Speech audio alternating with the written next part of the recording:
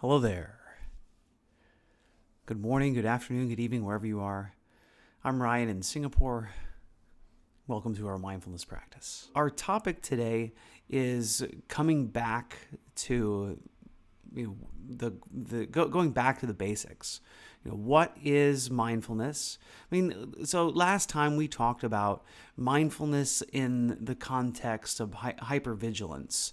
So sometimes when our mindfulness practice sometimes as it develops, as we get better at mindfulness, we can't help but start to be more aware of all of the things that are happening. And then if we aren't mindful of that, right? If we're not mindful of our mindfulness, we can end up starting to want to constantly change that experience. And so those times it feels like I've got a spotlight on everything that's going on, and everything that's going on isn't going the way that I want, and I want to change it. And so we can be mindful of that as well. So today we kind of move back into, what really is mindfulness, and what are some of the core ways that I can practice being mindful? So what is the definition of mindfulness? I'd like to give you one that's kind of in the context of hypervigilance. So mindfulness is knowing what's happening while it's happening without needing it to be different.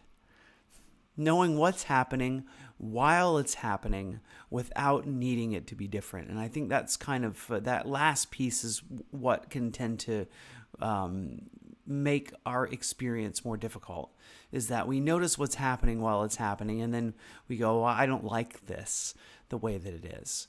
And so knowing that that's another thing to be mindful of. You can notice when you don't like something. And in fact, this is part of the practice as well, just kind of noticing that most everything has a charge to it. It's pleasant, it's unpleasant, or maybe it's neither pleasant nor unpleasant. Kind of just about every experience we have fits in one of those categories.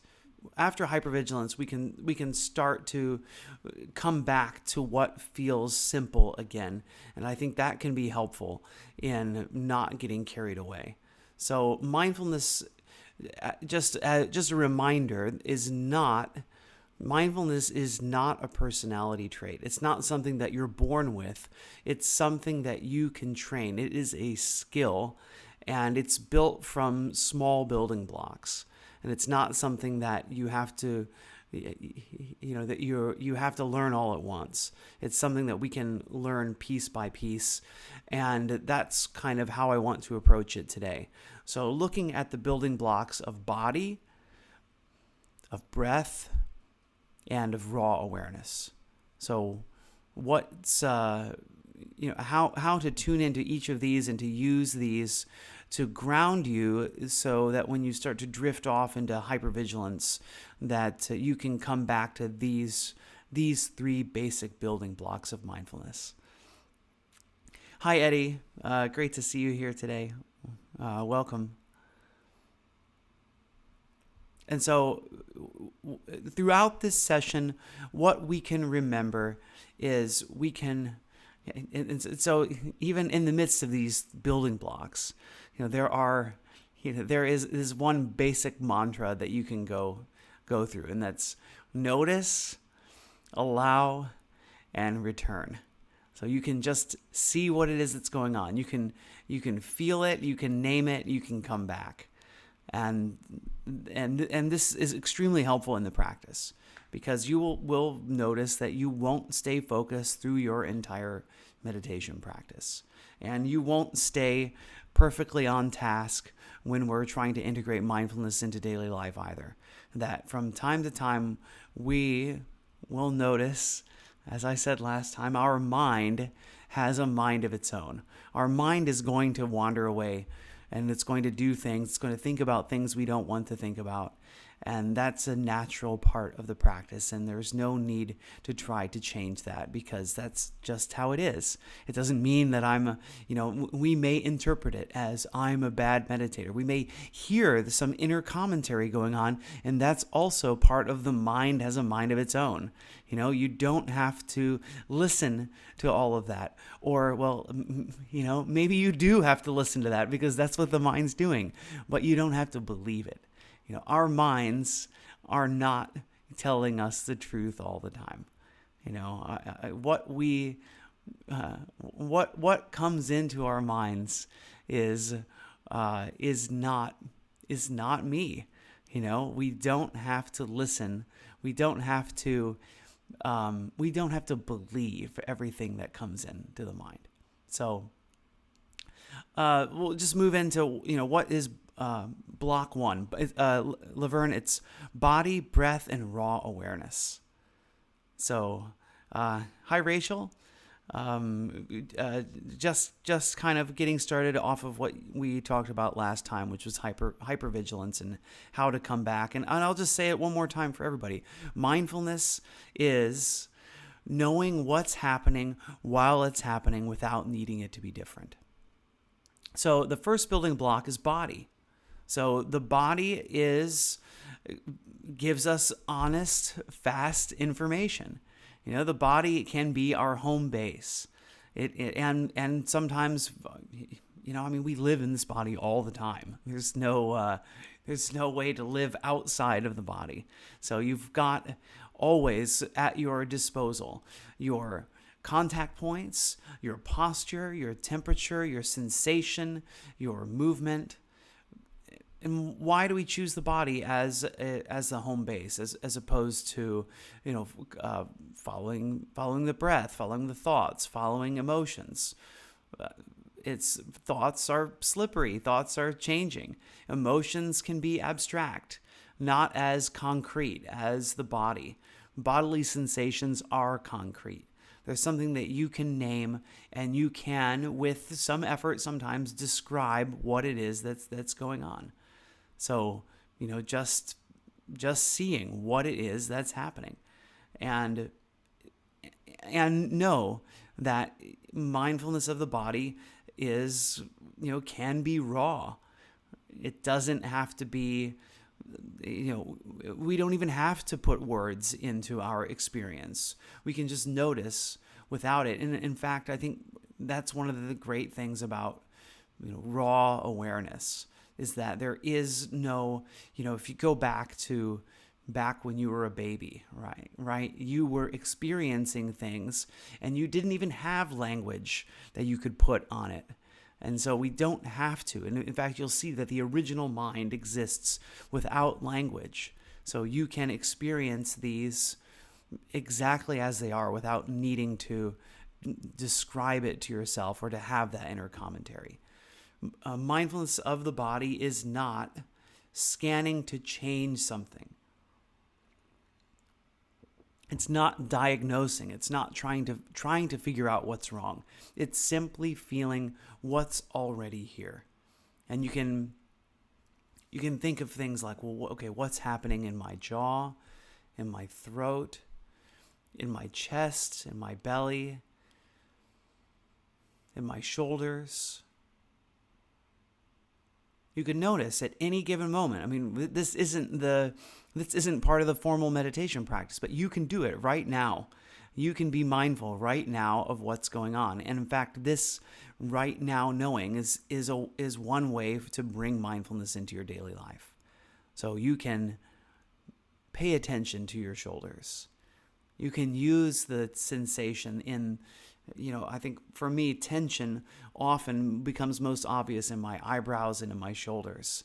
And so I can use that as an anchor point anytime throughout my day, just to have a little check-in to see what is my tension level in this moment.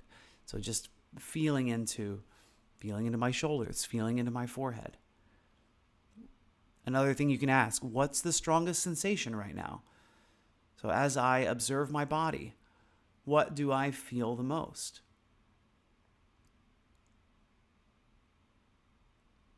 And often it's A lot of times it's unpleasant sensations that show up the most. For me, my knee is pressing against the corner of my table, and that's kind of the first thing that I notice, the thing that's in the foreground more than anything right now. So the body isn't a problem for us to solve, but it's data to receive. And so we can use that to ground ourselves in the present moment. So just going to shift over to the chat for a moment. Jean says, I can relate to that, noticing something that's happening that is unpleasant and noticing that it's happening and being okay with that. Great to see you again. And right now I'm through the cycles that are part of bipolar depression, says Jean. I know that it's here. Yes, it's unpleasant, and I know it's a temporary thing, so while I'm depressed, I'm okay with that. And that's a huge step, and I have to say, I'd love to use that as an example, because that's that can be really hard to do. That is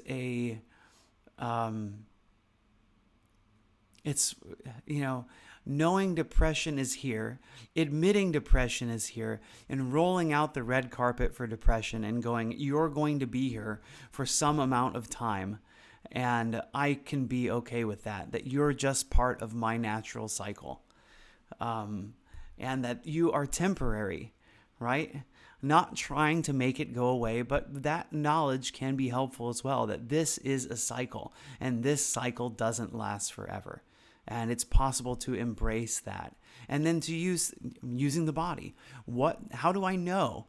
How do I know that this emotional state is here? I can know through particular feelings. Or, and I'll say one thing that I can notice in various emotional cycles with myself is there's a certain inner commentary. There are patterns of words that I tend to hear in my inner commentary when I'm in a particular emotional state. And when I hear those words showing up, I go, that's what depression sounds like. That's what anxiety sounds like. Or even that's what joy sounds like. We can notice not only the patterns in the body, but also the patterns in the mind. It's taken me a while to get here. Yeah, of course. I think this is not something that comes naturally. It does take us time. So, well, congratulations on making it this far, Jean. And and I guess I'll say you are continuing to change. So, especially the topic next time is about mindfulness isn't something that is natural. It isn't something that you just automatically have. It's something that you have to work at. It's something that it requires effort. And so as long as you keep putting forth that effort, you will have that positive change. So keep it up, everybody. So building block number 1, the body. Building block number 2 is the breath. So the key idea here is that the breath is always changing and it's always here. And I think that's one of the things that helps me to use the breath as the anchor, is that I do see that it's always a little bit different. So the pace of the breath is changing. In fact, let's even go back one more step, is that the body is constantly changing shape as we breathe. We can feel as the belly rises and falls with the breath. We can feel as we inhale, the shape of the body is changing. And as I'm speaking right now, I can feel the muscles in my belly. I can feel my diaphragm. And so, these two things, body and breath, are not independent, and you'll see all three of these are not independent. The breath, body, and raw awareness are all working together to help us to cultivate mindfulness. So breath is here, and breath is here. Breath is always here, because as long as you're alive, you're going to be breathing. It can always be an anchor, and it's always giving information. So the pace of the breath can tell you about your state. Am I agitated? If I'm agitated, the pace of my breath tends to increase. We may feel additional tightness in our belly, as our breath becomes more shallow. So we can use the information that we find in our breath. Breath and observation of the breath is not about controlling. It's about riding the waves of the breath. It's like surfing on your breath. Those waves are there. And your knowledge of those waves sometimes makes some impact on them.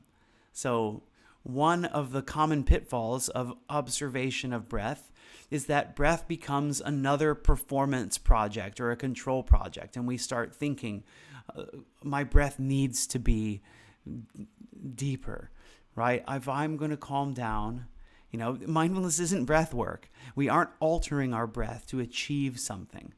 So you can observe the breath exactly as it is. You can just be that observer, that surfer on the waves of the breath. So if breath starts to become a control project, you can always switch anchors back to the body, back to that foundation. You can use sensations in the hands, contact with each other if they're in the lap, hands touching one another, your feet on the floor.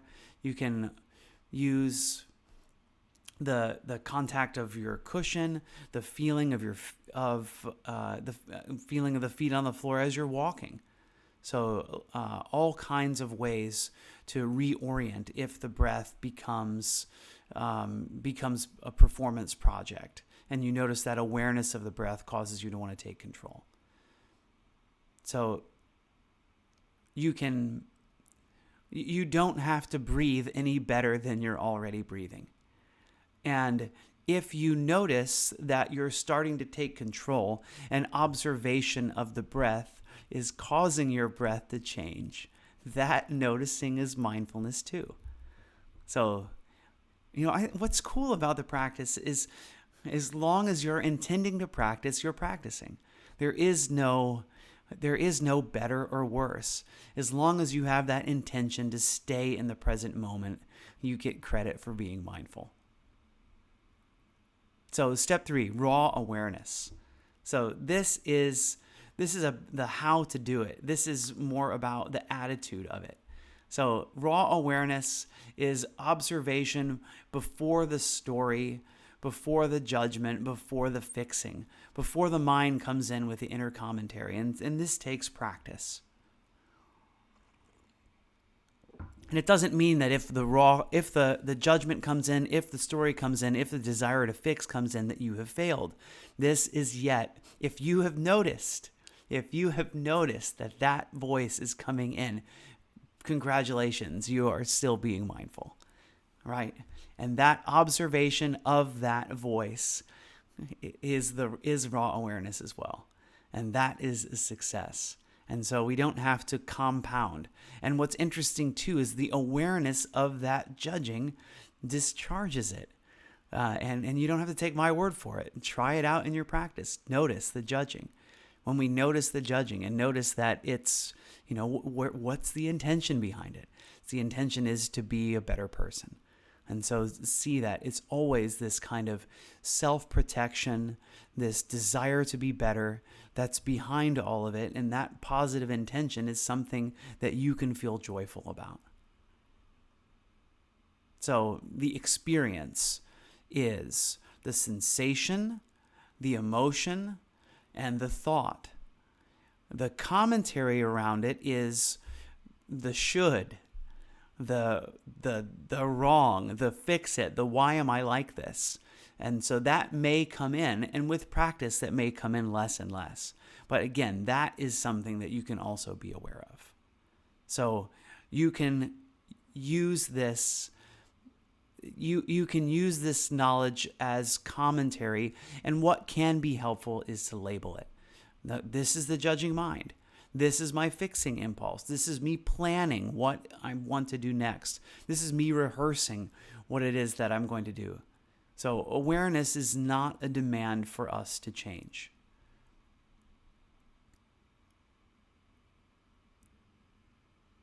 So are you ready? You ready to get into our practice today? So we'll go through those steps today as we practice. So those steps are kind of a normal Let- I'd say that they naturally tend to appear in practice, but let's just bring awareness to those intentionally today. So get comfortable.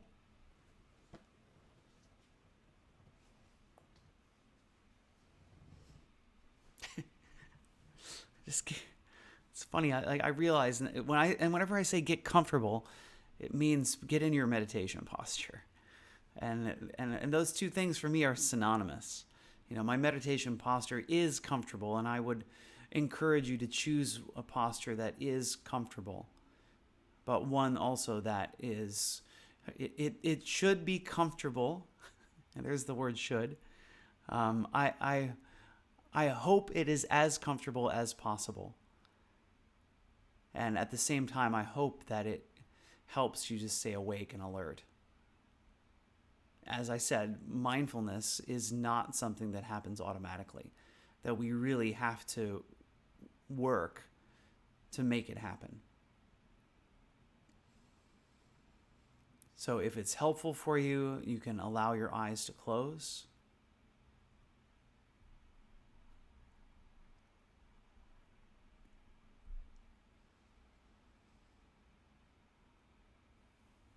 Just notice your posture. Notice where everything is.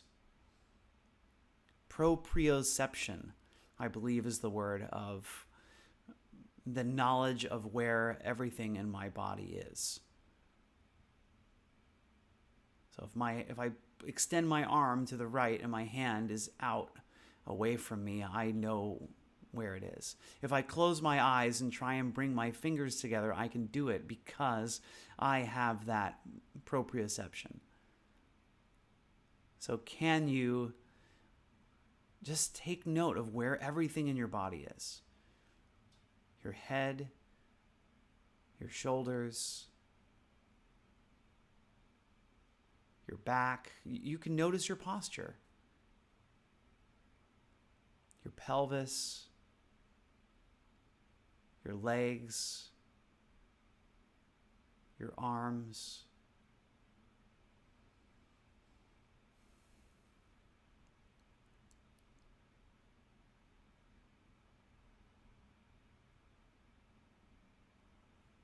And notice any place that you may feel tension in the body.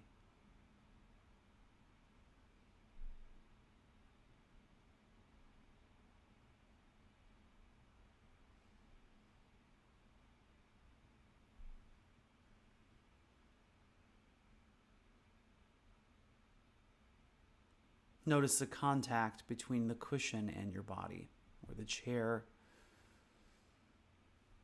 the feeling on the buttocks. Whether we're sitting or lying, there is something touching the buttocks. So just noticing what is that? What's that feel like? What does my cushion feel like? Where exactly is it touching?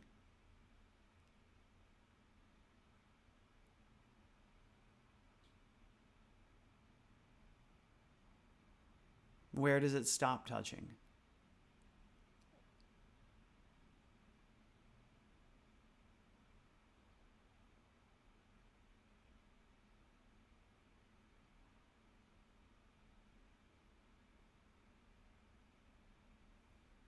What are my hands feeling right now?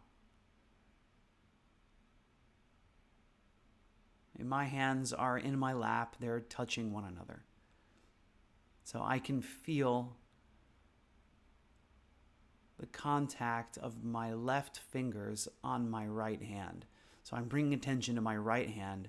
I'm feeling where my left fingers are in contact with my right hand.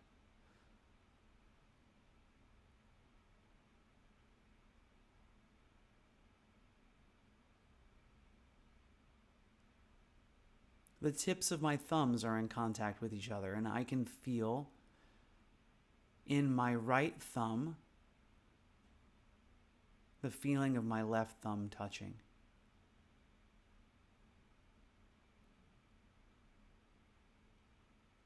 And then I can switch hands. I can feel on my left hand. can feel where my fingers are touching my left hand. So the fingers of my right hand in contact with my left hand.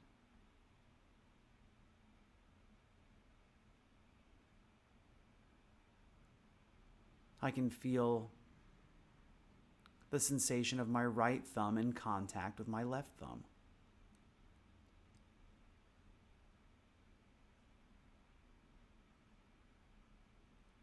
This is present moment awareness of the body.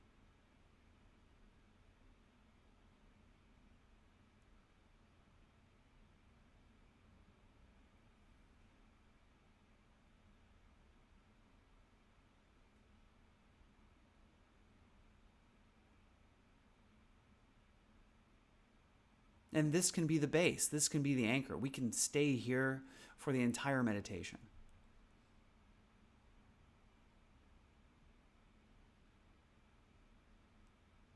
But for me, when I'm meditating, after I've established this original ground in the body,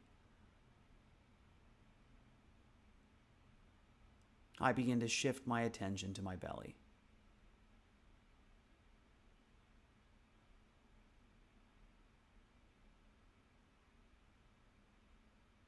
And so that's what's interesting about moving to the breath. I'm not abandoning my body. I'm viewing my body in a specific way.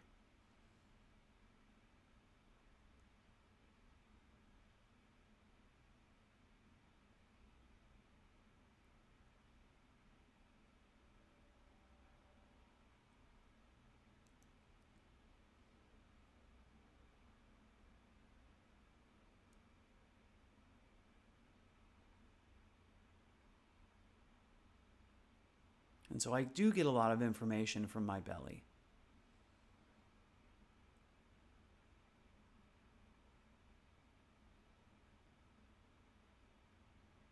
Not only do I notice the pace of the breath, the rate at which the belly rises and falls,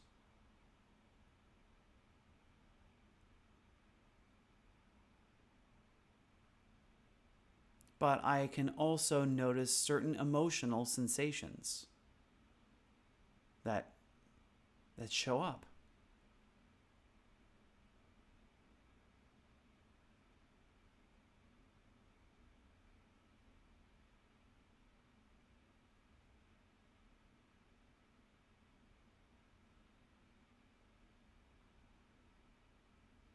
So, for example,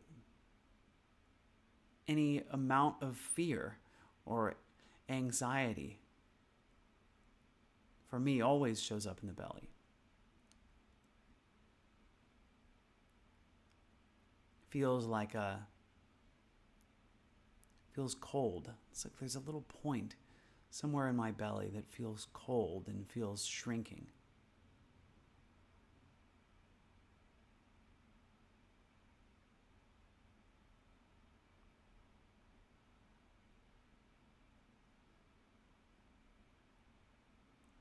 And so this is a slow transition into raw awareness as well. So body, within the body is the breath. Within the breath is that raw awareness.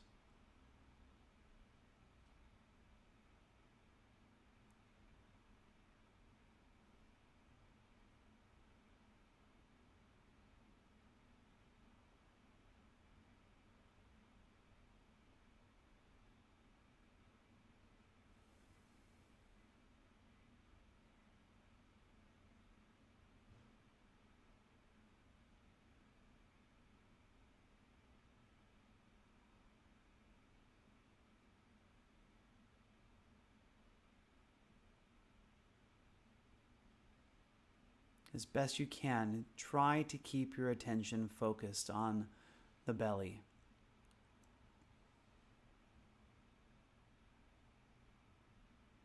The sensations of rising and falling.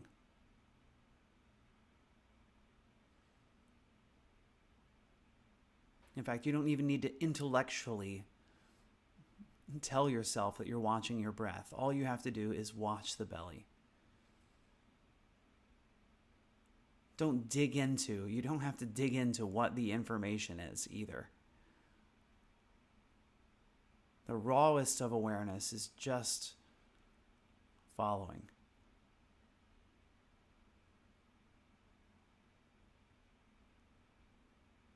With no commentary at all.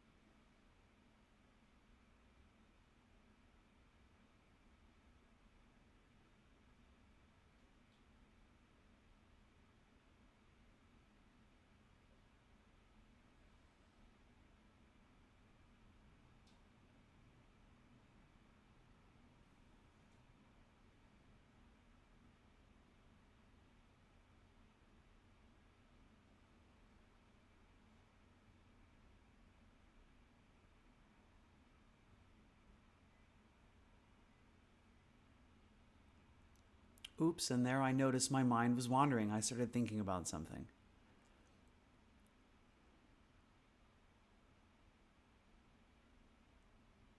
So I can just label that thinking. And then I can return to the breath. We don't have to do that labeling, but sometimes that can help us to get back into that mindful space.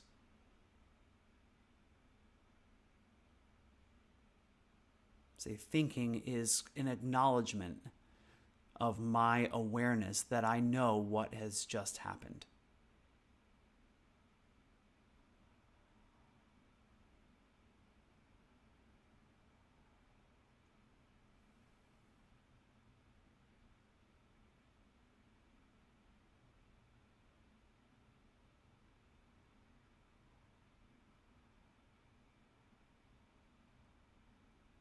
And just to let you know, my thinking was daydreaming about a potential future. And this one was a future that I was excited about. So it's not always anxious thoughts about the future.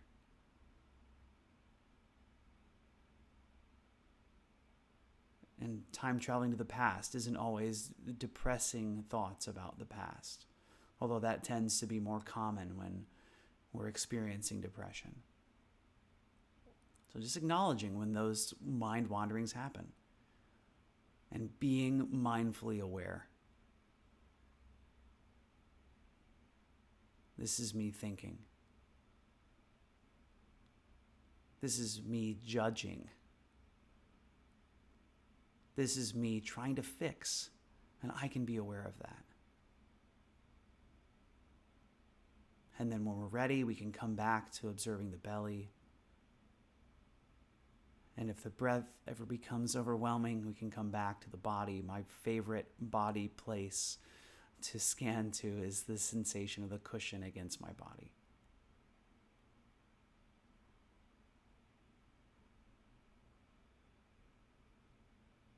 So rising, falling, rising, falling, and then the words just dissolve away as we sit in raw awareness.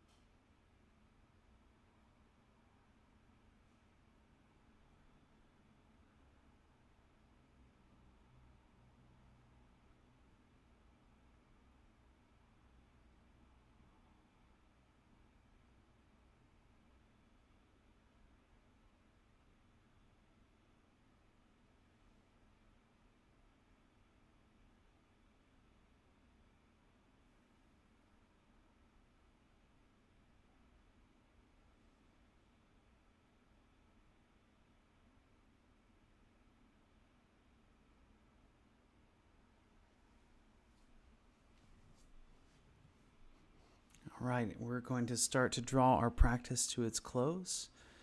I'll end this period of formal practice with 3 rings of the bell.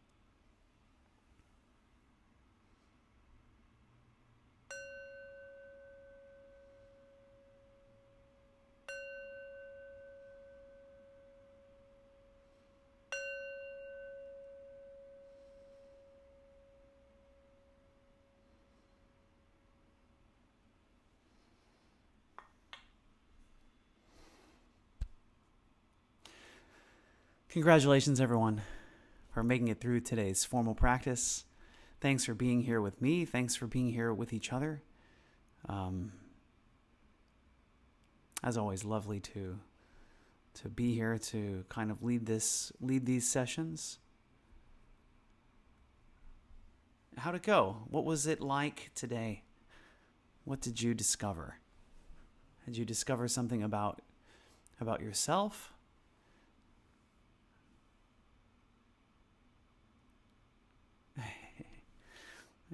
It's nice to see the chat interaction.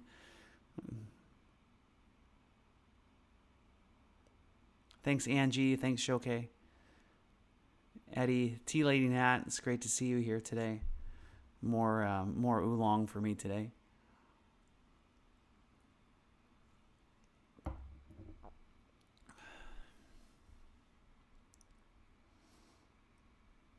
So, this kind of inner commentary, that's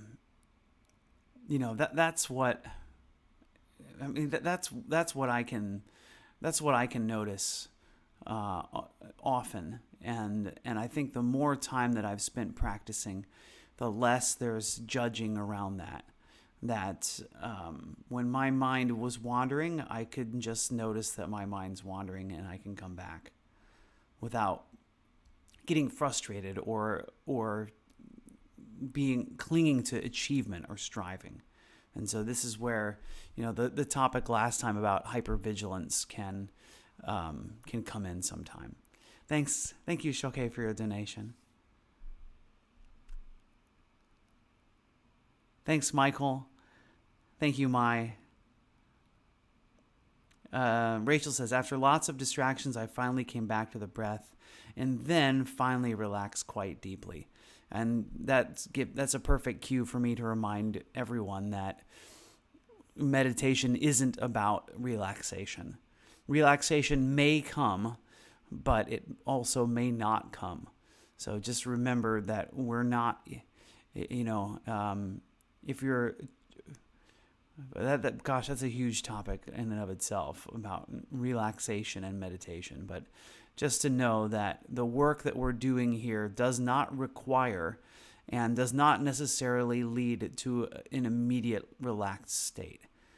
And I think that's important to name, because some people want, that's the desire, is like a meditation equals relaxation. And I just want to say that is not the case. I was actually having a discussion with another Insight Timer teacher, Erin Lee, yesterday. I met her in person, and we were chatting about that, about how meditation is not relaxation, and it can be that can be something that people mistake.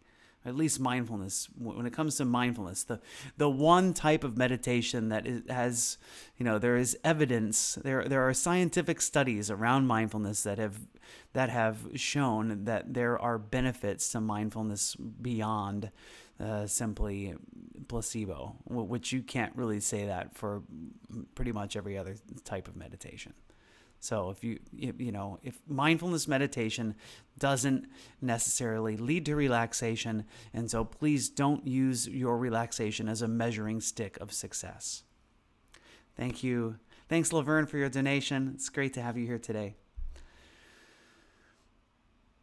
So just to kind of wrap up, mindfulness is built the same way as we build our fitness. It's done in small steps. It's done through intentional practice. And I think that's another, the gym, when I'm in the gym and I'm exercising in the gym, I don't necessarily feel relaxed either. And so know that this is training for the mind, and it's going to help. And there are certainly, there are certainly people that are here today on this live event that can attest to the fact that this mindfulness practice has been helpful in engaging with life and dealing with the full catastrophe of life. Oh, and Rachel, and that's another thing. Rachel says, I'm aware of that, but enjoyed the relaxation. And I'll tell you, when the relaxation comes for me in my meditation, I can enjoy that too. And I think that that's fine. And that's another part of the awareness. Can I be aware of my enjoyment and my feeling of joy and peace? That's certainly possible and available and good and fine to do.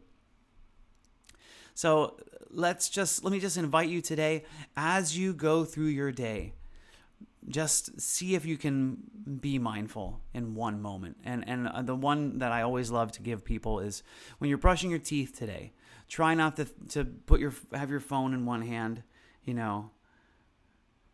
Try not to be thinking about what you're going to do next. Try not to be thinking about, no need to digest the rest of the day. See if when you're brushing your teeth, you can just brush your teeth. Feel the feeling of the toothbrush on the gums, on your tongue, inside your mouth. If I hadn't found meditation 20 years ago, I don't think I'd be right here right now. It saved my life. Thanks, Angie. Laverne says, I kept drifting other places. It was different. I could come back. Thank you. Thank you, Laverne, for being here. Sybil says, swimming is a great mindfulness moment for me. Me too. The water is all around my body. So next time we're going to talk about mindfulness and intention and how mindfulness doesn't come just by, blissing out. That we must be intentional, we must be working at it, that it doesn't come in autopilot. So we'll talk about that more next time. So thanks again for coming. Let's close practice the way we do with some well wishes to ourselves and to our community here and to all other human beings that we share so much in common with. So follow along if you like. May I be happy and peaceful. May everyone here today, watching, listening, wherever you are, I wish you all happiness and peace. And may all human beings, everyone that I share so much in common with, even if I don't agree with, even if I don't understand, may all of us be happy and peaceful.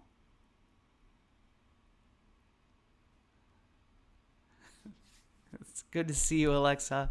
Thanks, everyone, for being here. Have a lovely day or evening, and I'll see you again on my Tuesday morning, maybe your Monday night. Until then, bye-bye.